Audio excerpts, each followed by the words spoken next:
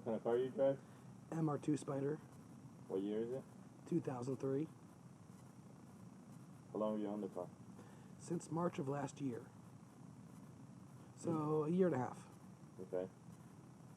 So, as far as finding the car itself, I was searching probably for about 6 months before I actually found this car. I found it off of a private seller in Maryland and picked it up from them. And since then, I have been making my own. What all have you done so far? So I replaced the coilovers especially with KW coilovers. I replaced the front sway bar with a white line sway bar set on the stiffest setting. I do have hankook RS4 tires on the car, quite nice. Not quite as good as RE71s, but still a lot better than your standard all-season. I have bucket seats in both of these front seats, and I have swapped out the transmission with a 6-speed transmission. Gears 1 through 5 are the same. I just have a 6-speed on there to make highway driving a little bit quieter and gentler. But that's what I've done to the car. Pretty sure there's a roll cage somebody installed in there? Yes. And a roll cage, a roll bar was installed as well. So this way I can take the car onto the track. Thank you, Christian. All right.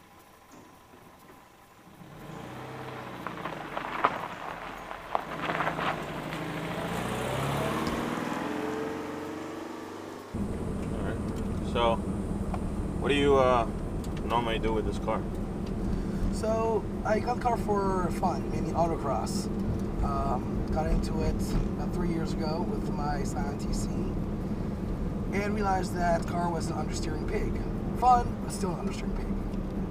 So I decided to get something a little bit sportier, and I got this.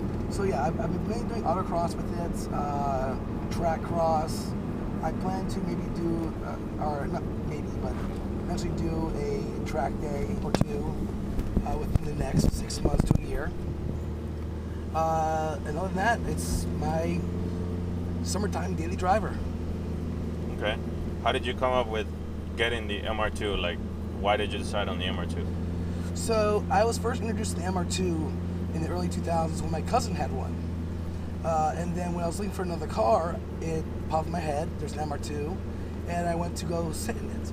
After sitting in Miata and a 350Z and all the other cars, the MR2 actually felt like a glove. The other cars, with my size and all, felt like a sardine can. And surprisingly, the MR2 was a bit roomier on the inside. And from that point on, I was just fixated. Okay. And that's how I decided. And then from then on, I just spent time looking forward to pick one up. Did you, was this the first MR2 that you saw, or? No. I was driving all over the place, from Virginia Beach to Northern Maryland and West Virginia and around, looking at different MR2s.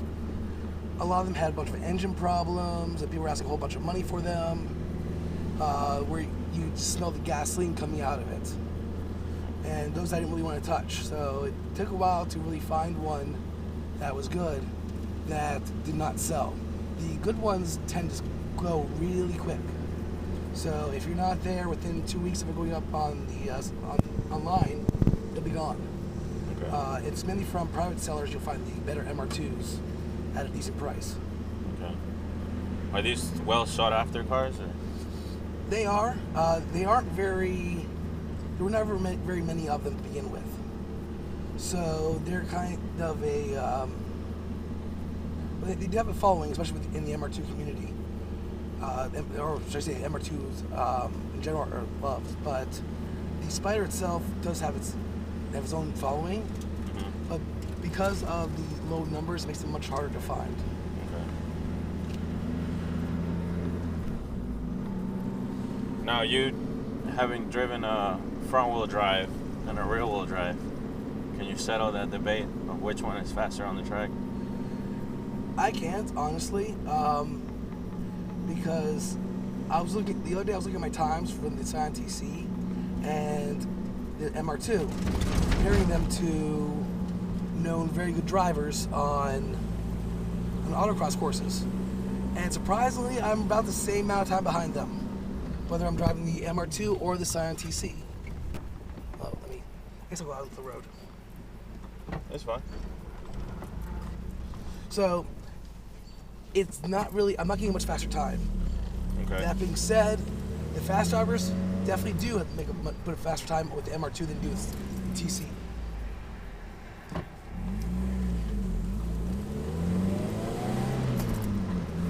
With the engine in the mid-rear, the turn-in is so much crisper with the MR2. It is startling. You don't realize the turn lag you have with a front-engine car until you actually start driving a mid or rear engine car. As I'm working on the nut behind the wheel, I'm realizing the skills that I need to actually make the MR2 faster. And stuff just a good driver will have. Being able to throttle control, throttle steer, and all of that fun jazz. And be able to handle or control oversteer as well. Now, this car can get oversteer much easier than the Scion TC can, so you have to be aware of that, and the rear end can come out a little bit much quicker, so it can really bite you. So that's what I have to get used to.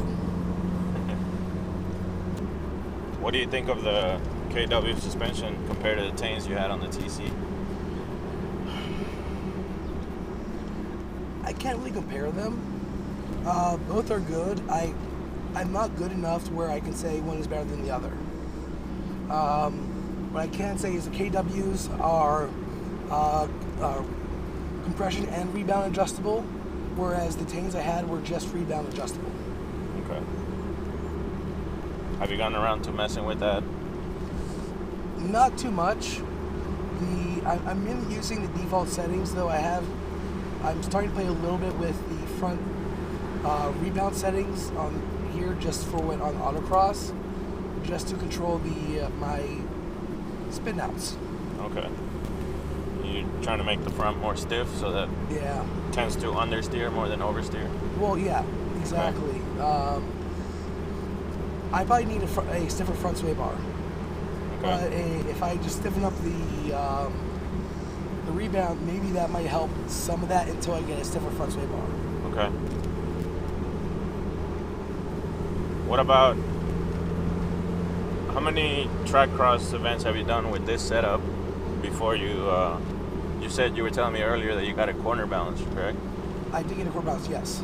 So, have you done an event with a corner balance? I have done an event with a quarter balanced. Now, when I got it quarter balanced, it was pretty close to 50-50 balance already. Okay. When they gave me the printout, it was like 49.23 beforehand and 50.0 afterwards. Okay. Now, I don't know if it really helped me much, but it definitely boosted my confidence some. So just having the confidence that the quarter balance is great lets you give that extra 1/10 on the autocross course, so that way you can get the extra few tenths of a second on your time. Okay. So, when it was corner balanced, did they give you a printout with you outside of the car, or did they actually have to put your weight in the car and then corner balance? They put my weight in the car and then corner balanced it. Okay. So then it was still, even though with your weight on it, it was still pretty even from before and after? Exactly. Oh, okay. Nice.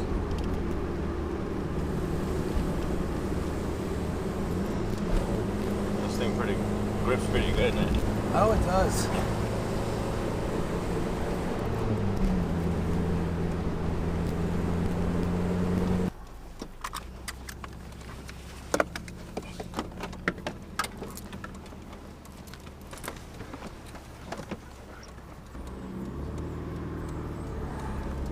used to mine.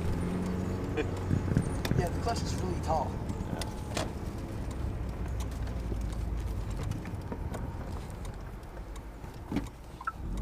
Yeah, with reverse, you'll feel the resistance where you go into it. Yeah. If you're excited, you won't register it at all.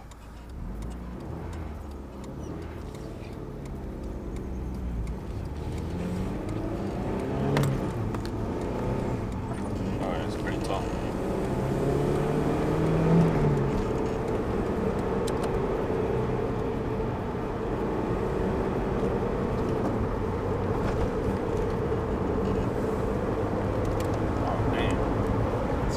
You didn't have to put any input on the steering wheel, man. Yeah.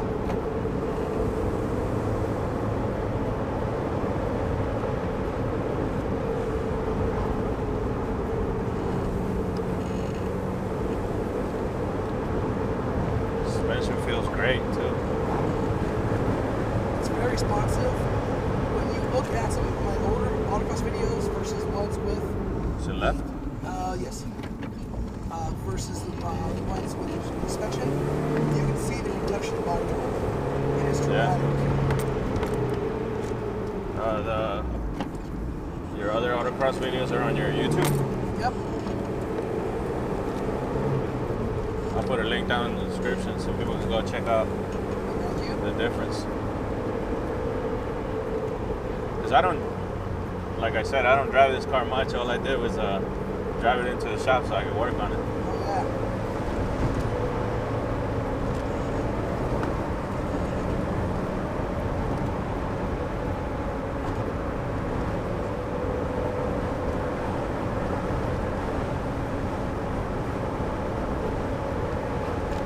That way.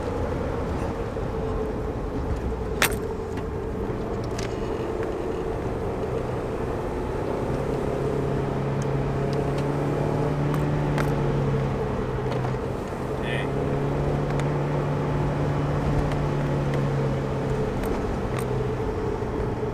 This thing must be a dream on high-speed corners. It is.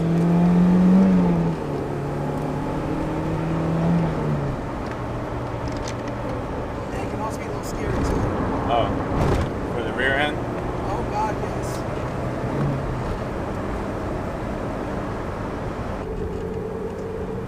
One of these days, I'm gonna need you to do a test drive on the autocross course. Oh yeah. I gotta get on that.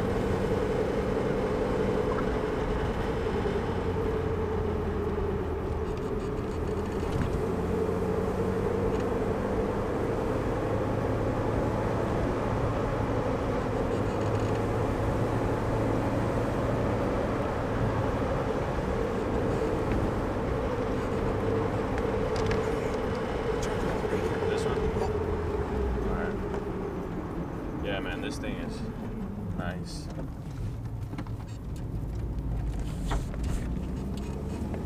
Super nimble, super light.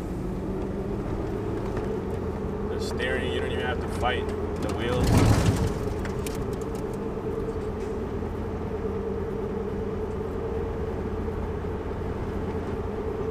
Yeah, this is purely a driver's car.